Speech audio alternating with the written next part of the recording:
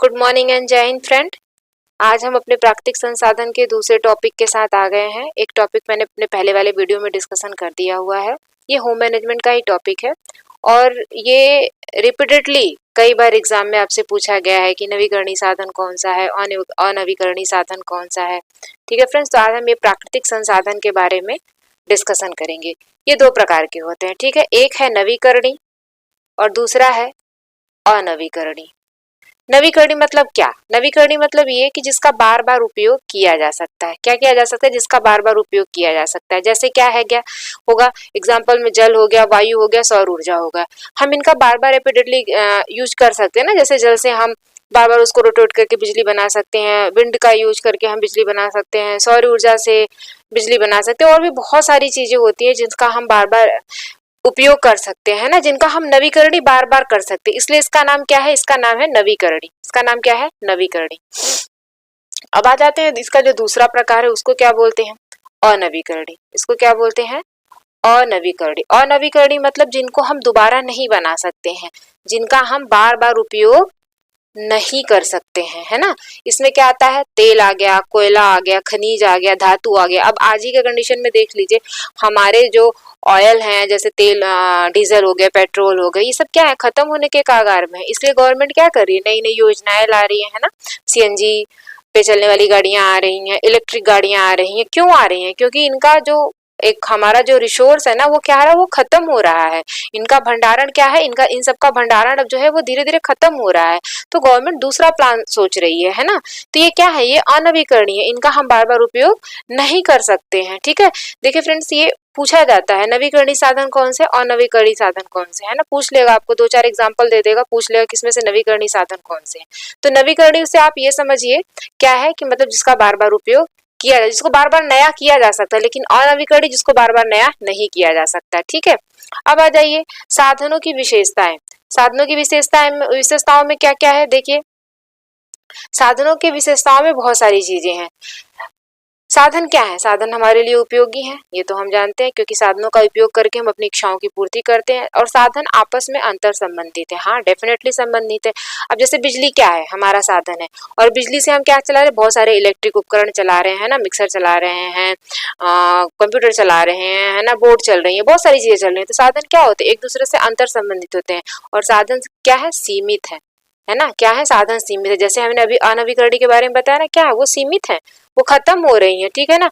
और इनकी गुणात्मक सीमता होती है, मतलब इनको गुणात्मक रूप से काउंट किया जा सकता है। जैसे हमारी भौतिक वस्तुएं हो गई। अब जैसे मान लीजिए हमारा मिक्सर ग्राइंडर हो गया, है ना।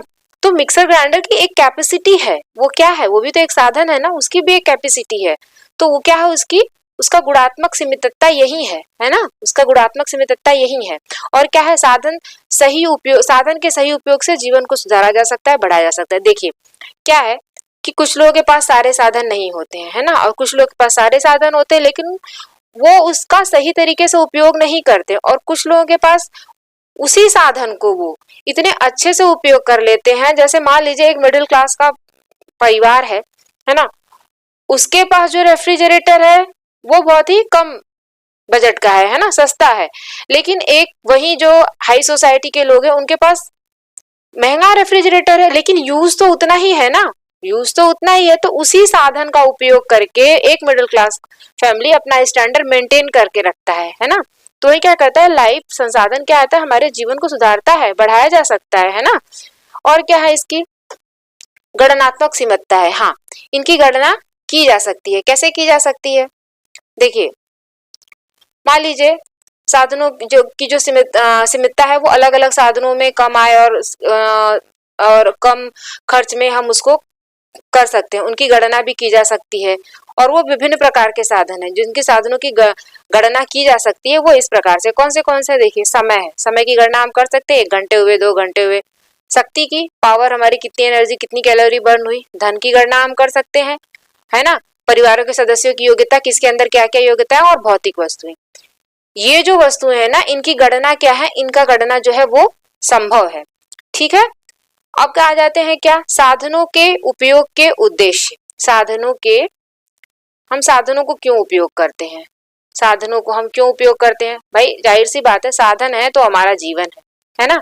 साधन से हम क्या करते हैं, अपने लक्ष्य की प्राप्ति कर लेते हैं। मान लीजिए हमें कोई एग्जाम क्लियर करना है, तो हमारे पास मोबाइल है, हमारे पास इंटरनेट है ना, तो उन्हीं से तो हम अपने लक्ष्यों की पढ़ाई, और हम मान लीजिए कोचिंग ही जाना है तो हम, हमारे पास व्हीकल है या फिर ऑटो है, रिक्शा है, सब क्या है, सब तो साधन ही है जो हमारी लक्ष्यों को पूरा करने में हमारी क्या करती हैं, मदद करती हैं। और क्या, मित व्ययिता।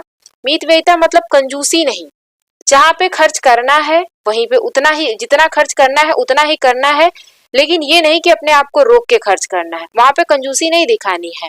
चीजों को समझदारी से, कम खर्च में कैसे अच्छी चीजों को हम यूज कर सकते हैं, ये उद्देश्य होना चाहिए साधन के उपयोग का। और क्या है, आवश्यकता को पूरा करने के लिए हम इसका प्रयोग करते हैं। और क्या, संतुष्टि की इच्छा से, जाहिर सी बात है हम साधनों का प्रयोग क्यों करते हैं, जिससे हमें संतुष्टि मिले। वो कोई भी साधन हो सकता है, आपके परिवार में ही कई साधन हो सकते हैं, इवन मानव भी तो एक साधन ही है ना।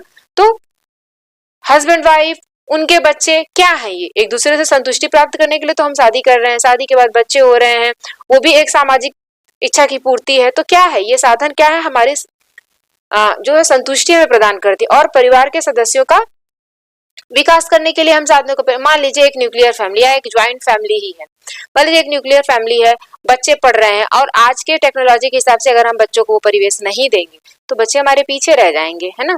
तो साधनों का उपयोग हम परिवारों के सदस्यों का विकास करने के लिए कर सकते हैं। और अब क्या है, साधनों के उपयोग का सिद्धांत और क्रम। साधनों का हम उपयोग कैसे करेंगे, उनका सिद्धांत क्या है और क्रम क्या है। सबसे पहले देखिए क्या करेंगे, सबसे पहले हम अपने लक्ष्य को पहचानेंगे कि हमारा लक्ष्य क्या है, हम जो साधन यूज कर रहे हैं उसका लक्ष्य क्या है ना। फिर उसके हिसाब से हम योजना बनाएंगे। जब हमारा साधन डिसाइड हो जाएगा तब हम क्या करेंगे, योजना बनाएंगे। फिर उस साधनों को एकत्र करेंगे, मतलब एकत्रित करेंगे। फिर उनके महत्व के क्रम को अनुरूप करके रूपांतरित करेंगे, ठीक है। फिर उसका निरीक्षण करेंगे, क्रियान्वयन करके, समायोजन करके, उसका मूल्यांकन करके हम साधनों का जो उपयोग है, उसका जो सिद्धांत है, उसके क्रम को व्यवस्थित कर लेंगे। इस तरीके से हम एक साधन का क्या कर पाएंगे, उपयोग कर पाएंगे, ठीक है। अब साधनों की संतुष्टि प्राप्ति के लिए हमें क्या क्या करना चाहिए, देखिए साधनों से हमें किस तरीके से संतुष्टि प्राप्त। कभी कभी क्या होता है, कुछ चीजें ऐसी होती हैं जिनको हम ला के बहुत पछताते हैं, है ना, साधन ही तो है। और कभी कभी कुछ चीजें ऐसी होती है जिनको लाके हम बहुत हैप्पी होते हैं, उसका हम इतना मल्टीपल यूज करते हैं, इतना हमारे लिए यूजफुल हो जाता है कि उससे हमें बहुत संतुष्टि मिलती है। तो क्या करते हैं, साधनों की पूर्ति में वृद्धि करके, जैसे हमारे मान लीजिए हमारे पास मिक्सर है, ठीक है ना, एक जूसर भी ला लिए, तो उससे क्या हो गया, हमारे साधनों में जो है वृद्धि हुई, है ना, उसकी पूर्ति कर। और वैकल्पिक उपयोग का ज्ञान होना चाहिए।